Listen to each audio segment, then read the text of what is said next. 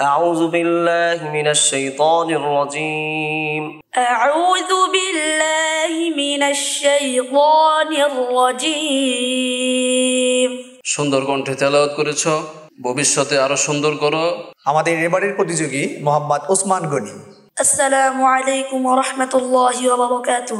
أعوذ بالله من الشيطان الرجيم وإذ آتينا موسى الكتاب والفرقان لعلكم تهتدون.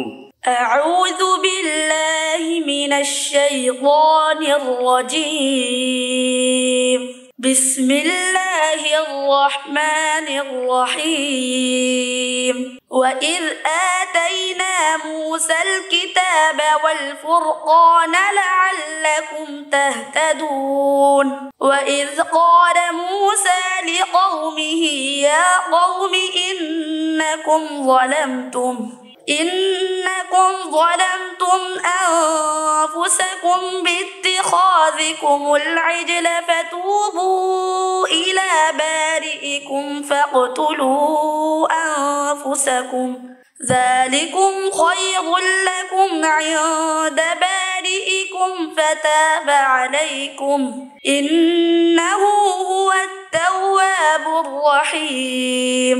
وإذ قلتم يا موسى لن نؤمن لك حتى نرى الله جهرة فأخذتكم الصاعقة وأنتم تنظرون ثم بعثناكم من بعد موتكم لعلكم تشكرون. صدقت يا رب العالمين. السلام عليكم ورحمة الله وبركاته. মাশাআল্লাহ, ওসমান গনি অনেক চমৎকার তেলাওয়াত করেছো। আর তোমার তেলাওয়াত সম্পর্কে মন্তব্য করবেন সম্মানিত অতিথি হাফেজ মুখলিসুর রহমান।